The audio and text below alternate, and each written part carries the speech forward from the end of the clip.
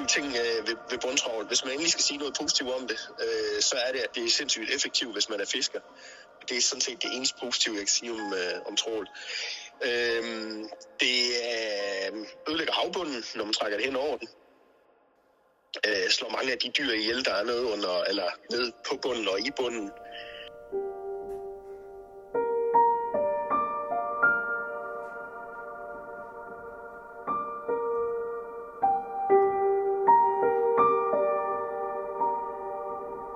Jeg hedder Michael Hansen, jeg er uddannet havbiolog, egentlig med speciale i marin bioakustik, altså hvordan dyr de bruger lyd til at kommunikere med under vand.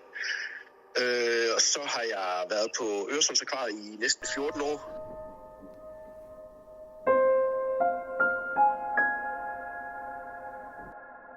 Når vi får fisk, så er det enten nogen, vi selv fanger, eller også har vi lokale fiskere til at gøre det. Vi samarbejder med sådan nogle lokale garnfiskere og er meget opmærksom på ikke at få fra trawl. Netop fordi det er så ekstremt skadeligt. Fordi hvis du fanger fisk i trawl, de fleste de dør simpelthen inden de kommer op med nettet, så man vil ikke engang kunne fange fisk til akvariebrug i trawl.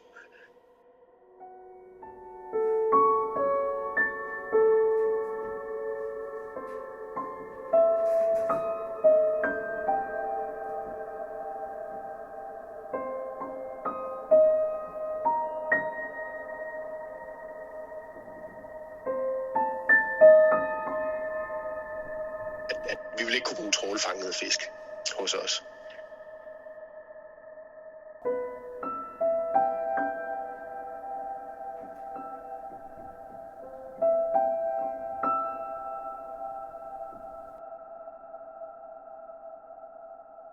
Når man så pløjer hen over bunden, så virvler det organisk materiale op, frigiver en masse kulstof, som så bliver nedbrudt, så man risikerer at få brugt en masse ilt.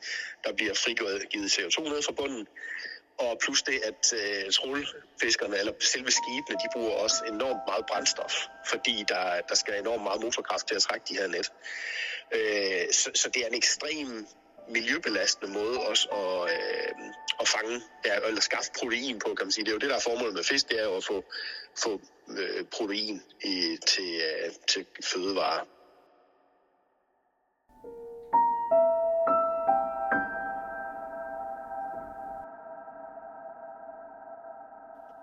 Så det belaster helt åndssvagt meget.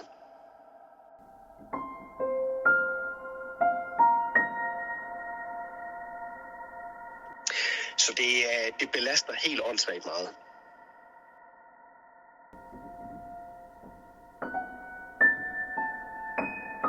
Det er helt håbløst.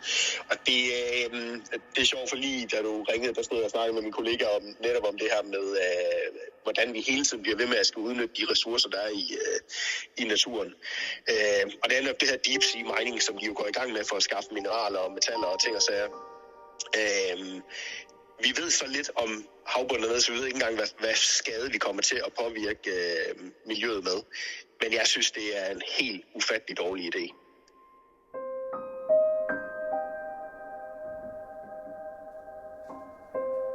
Vi ved så lidt om havbunden, så vi ved ikke engang, hvad skade vi kommer til at påvirke miljøet med. Men jeg synes, det er en helt ufattelig dårlig idé, at man gør det. Fordi der lever også organismer dernede. Problemet er, at lige så snart det er nede i havet, så kan man ikke rigtig se det, og så ser man heller ikke den skade, man gør. Man vil aldrig tillade den samme skadevirkning på land, som man gør i vandet. Så jeg synes, det er en rigtig, rigtig dårlig idé, man begynder på det.